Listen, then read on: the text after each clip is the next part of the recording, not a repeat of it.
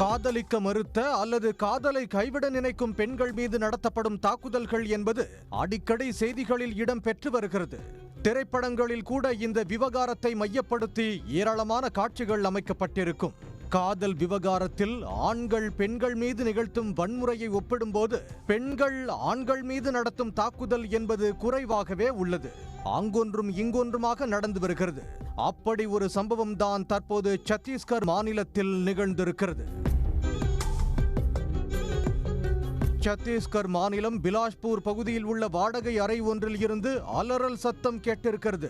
அறையில் உறங்கிக் கொண்டிருந்த நண்பர் வெளியே ஓடி வந்து பார்த்தபோது அறை தோழன் இரத்த வெள்ளத்தில் துடிதுடித்தபடி கிடந்திருக்கிறார்.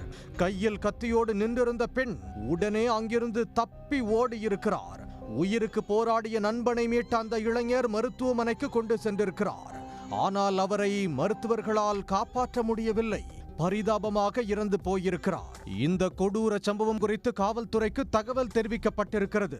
சம்பவ இடத்துக்கு வந்த போலீசார் விசாரணையை தொடங்கியிருக்கிறார்கள். கொல்லப்பட்டவர் பிரசாத், 25 வயதாகிறது.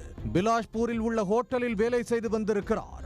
வாடகைக்கு அறை எடுத்து நண்பரோடு தங்கியிருக்கிறார். காலையில் கதவு தட்டும் சத்தம் கேட்டு திறப்பதற்காக வெளியே வந்த போதுதான் கொடூரமாக கொல்லப்பட்டிருக்கிறார். கையில் கத்தியோடு தப்பிச் சென்ற பெண் குறித்து விசாரித்த போலீசார் சில மணி நேர தேடுதல் வேட்டைக்கு பிறகு அவரை மடக்கி பிடித்து விசாரித்திருக்கிறார்கள். அதில்தான் தனது நம்பரை பிளாக் செய்ததால் இந்த கொலை நடந்திருப்பது தெரிய வந்திருக்கிறது. கைதானவர் ரோஷினி, 22 வயதாகிறது. பிரசாத்தும் ரோஷினியும் இன்ஸ்டாகிராமில் சந்தித்திருக்கிறார்கள். பிறகு இருவரும் பக்கத்து ஏரியா என தெரிய வந்ததும் அடிக்கடி நேரில் சந்தித்து பேசி பழகியிருக்கிறார்கள். இருவருக்கும் பிடித்து போக காதலிக்க தொடங்கியிருக்கிறார்கள். 6 மாதங்கள் கடந்திருக்கிறது.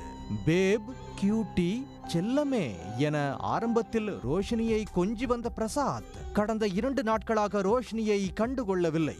அவரின் அழைப்புகளை ஏற்கவில்லை. நம்பரையும் பிளாக் செய்திருக்கிறார். இது ரோஷினிக்கு ஆத்திரத்தை கொடுத்திருக்கிறது. வேறு பெண்ணை பிரசாத் காதலிப்பதால் தன்னை கழட்டிவிட நினைக்கிறாரோ என ரோஷினி சந்தேகப்பட்டிருக்கிறார்.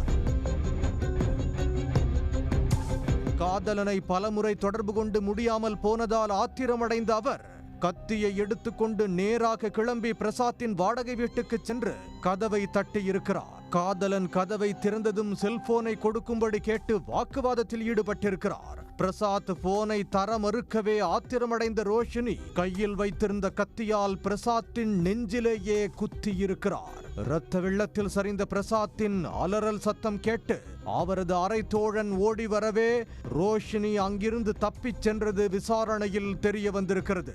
இந்த சம்பவம் தொடர்பாக வழக்கு பதிவு செய்த போலீசார் ரோஷினியை கைது செய்திருக்கிறார்கள். காதலனை மிரட்டுவதற்காக மட்டுமே கத்தியை எடுத்து வந்ததாகவும் அப்போது ஏற்பட்ட தகராறில் ஆத்திரத்தில் குத்தி கொன்றுவிட்டதாகவும் வாக்குமூலம் கொடுத்திருக்கிறார்.